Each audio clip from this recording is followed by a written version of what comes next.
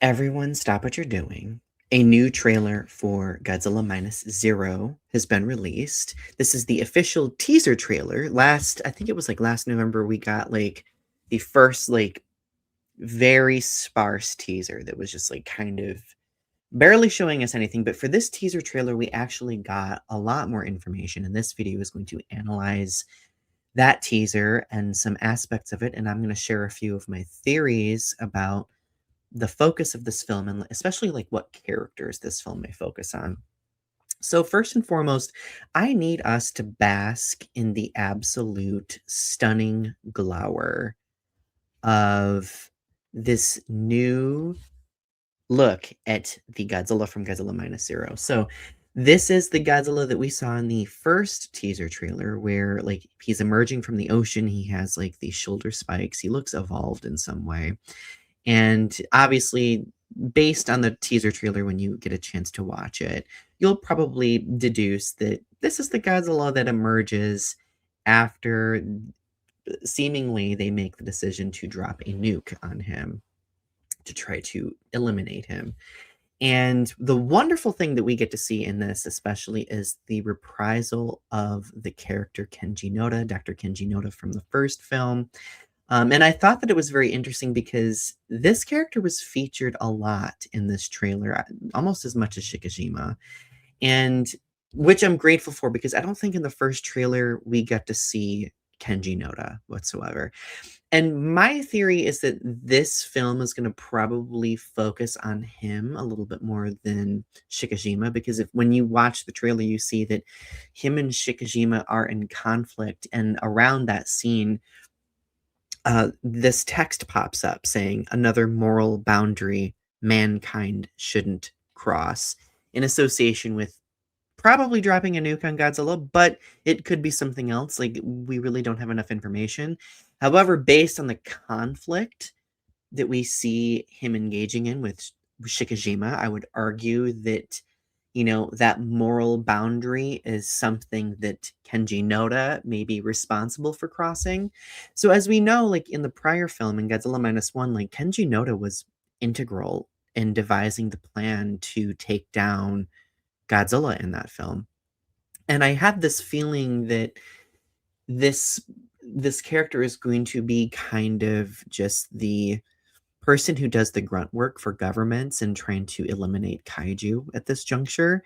And I think that he's going to be conscripted into trying to solve another Godzilla crisis or another kaiju crisis in general.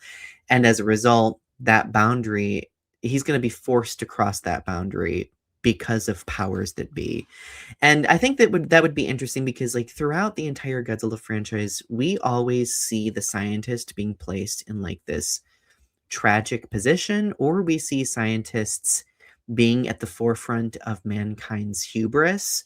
And that was one thing that I think a lot of people really wanted from Godzilla Minus One. Mind you, Godzilla Minus One is like essentially perfect, but I think there we wanted a little bit more conversation about humanity's hubris. So I think that as a sequel, this this era of Godzilla film venturing into that hubris realm and like examining that is the natural next step and progression, because I feel like that's going to allow for a lot of character development, um between these characters. And we like look at the development that we got from like Shikijima and Samiko and um Tachibana in the first film, like probably some of the best character development I've ever seen in a Godzilla film. So right now, I think it is Kenji Noda's time to shine, and I am pretty stoked to see that. So again, classic Godzilla film, tragic scientists riding on the ambiguous, nebulous boundary between saving mankind and crossing moral boundaries, right? But we also got to see um right after like the scene of like them dropping the nuke, we see this text come up. Like you can learn more from the text itself than almost the imagery. Our crime and punishment.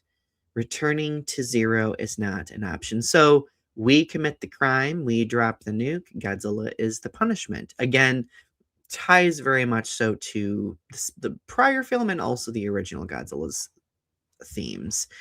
So we also get to see a few scenes of Noriko. So I'm very curious as to see what Noriko's role will be in this, and I have no doubt that the film will continue the like reveal at the end of Godzilla minus one of her like being like infected with like Godzilla tissue or cells or whatever. But we also get to see another scene where they show presumably a Godzilla cell in preservation. At least that looks like a cell. Like I'd have to go in and like probably translate that, but it's really hard to read. But like I'm going to venture a guess that it will focus on Godzilla cells, which of course isn't a natural progression for a Godzilla series because like Godzilla's regenerative abilities are always kind of at the focus when it comes to why he's so difficult to defeat, right? So anyway, I think that it was a great trailer. It had me on the edge of my seat. It was really cool seeing Godzilla. Oh my god, I gotta look again. I have to. Nope, not that one. I have to look at the glory of this Godzilla design. Right, it's been kind of implied that Godzilla will be against some sort of antagonist. Now, I'm really torn because I do love the Big Five, but at the same time, I really don't want to see the Big Five too, because, like, honestly, I am fine with seeing another standalone Godzilla film because I think that the last film was so strong with Godzilla on his own that, like, I would be completely baffled to see an opponent, especially if it's Ghidorah, Mothra, Mechagodzilla, or Rodan. So we'll see. Like I'm like at the end of the day, I'm gonna enjoy it, but like it really just depends on how it's pulled off. I think it's going to be great, but we have still a lot of time left. I just think it's so interesting that they dropped this ahead of G Fest. So anyway, what are your thoughts about the teaser trailer? Were there any other aspects that I may not have touched on that you would like to touch on? Share in the comment section below. Click like if you haven't yet. Subscribe to my channel. And don't forget to catch up on Growing Up with Godzilla. And if you were at G Fest, please don't hesitate to say hi. Anyway, have a great rest of your day. Keep standing tall, Godzilla fans.